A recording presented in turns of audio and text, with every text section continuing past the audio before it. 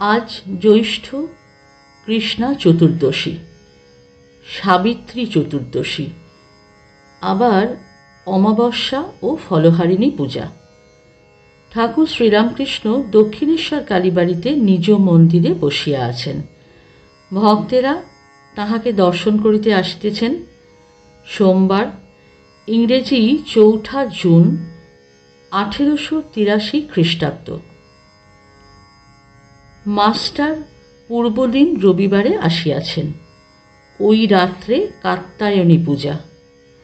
ঠাকুর প্রেমাবিষ্ট হইয়া নাট মন্দিরে মার সম্মুখে দাঁড়াইয়া বলিতেছেন, মা, তুমি ব্রজের কাত্যায়নী, তুমি স্বর্গ, তুমি মর্তমা, তুমি সে পাতাল, তোমা হতে হরি ব্রহ্মা দ্বাদশ গোপাল, দশ মহাবিদ্যা মাতা, দশ অবতার, এবার কোন রূপে আমায় করিতে হবে পার।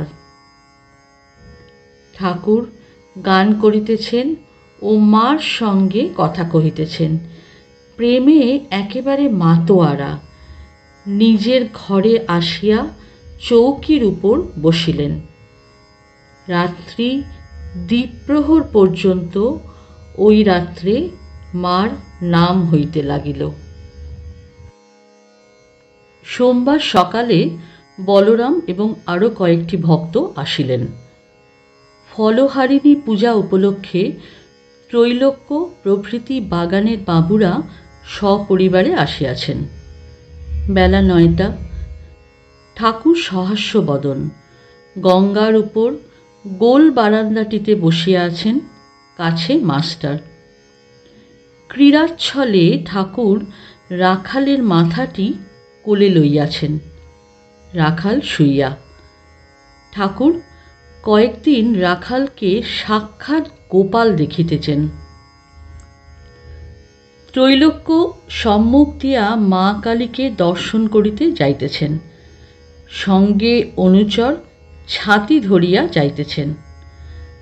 ঠাকুর রাখালকে বললেন, ওরে ওঠ ওঠ। ঠাকুর বসিয়া আছেন। ত্রৈলোক্য নমস্কার করিলেন। শ্রীরামকৃষ্ণ ত্রৈলোক্যের প্রতি, হ্যাঁ গা, কাল যাত্রা হয় নাই? ত্রৈলোক্য, হ্যাঁ, যাত্রার তেমন সুবিধা হয় নাই। শ্রীরামকৃষ্ণ, তা এইবার যা হয়েছে দেখো যেন অন্যবার এরূপ না হয়। যেমন নিয়ম আছে সেই রকমই বরাবর হওয়া ভালো। ত্রৈলোক্য যথোচিত উত্তর দিয়া চলিয়া গেলেন। কিয়ৎক্ষণ পরে বিষ্ণুঘরের পুরোহিত শ্রীযুক্ত রামচাটুর্যে আসিলেন। ঠাকুর, রাম, ত্রৈলোক্যকে বললুম যাত্রা হয় নাই, দেখো যেন এরূপ আর না হয়। তা এ কথাটা বলা কি ভালো হয়েছে? রামচাটুর্যে, মহাশয়, তার কি হয়েছে, বেশি বলেছেন। যেমন নিয়ম আছে সেই রকমই তো বরাবর হওয়া উচিত। শ্রীরামকৃষ্ণ বলরামের প্রতি, ওগো, আজ তুমি এখানে খেও।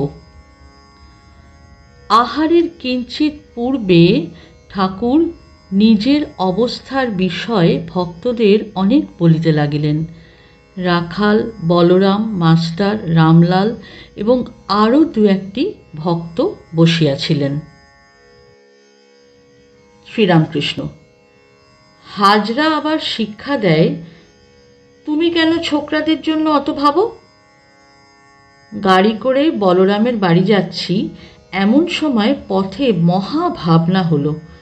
বললুম, মা, হাজরা বলে নরেন্দ্র আর সব ছোকরাদের জন্য আমি এত ভাবি কেন? সে বলে, ঈশ্বর চিন্তা ছেড়ে এসব ছোকরাদের জন্য চিন্তা করছো কেন? এই কথা বলতে বলতে একেবারে দেখালে যে তিনিই মানুষ হয়েছেন, শুদ্ধ আধারে স্পষ্ট প্রকাশ হন। সেই রূপ দর্শন করে যখন সমাধি একটু ভাঙল, হাজরার উপর রাগ করতে লাগলুম। বললুম, শালা আমার মন খারাপ করে দিয়েছিল। আবার ভাবলুম, সেই বেচারিরই বা দোষ কি, সে জানবে কেমন করে? আমি এদের জানি, সাক্ষাৎ নারায়ণ। নরেন্দ্রের সঙ্গে প্রথম দেখা হলো। দেখলুম দেহবুদ্ধি নাই।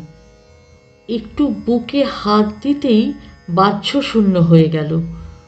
হুঁশ হলে বলে উঠল, ওগো, তুমি আমার কি করলে? আমার যে মা বাপ আছে। যদু মল্লিকের বাড়িতেও ঠিক ওই রকম হয়েছিল। ক্রমে তাকে দেখবার জন্য ব্যাকুলতা বাড়তে লাগলো, প্রাণ আটুপাটু করতে লাগলো। তখন ভোলানাথকে বললুম, হ্যাঁ গা, আমার মন এমন হচ্ছে কেন? নরেন্দ্র বলে একটি কায়েতের ছেলে, তার জন্য এমন হচ্ছে কেন?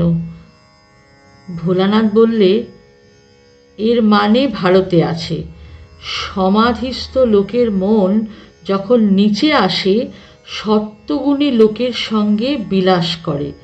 সত্যগুণী লোক দেখলে তবে তার মন ঠান্ডা হয়। এই কথা শুনে তবে আমার মনের শান্তি হলো। মাঝে মাঝে নরেন্দ্রকে দেখব বলে বসে বসে কাঁদতুম।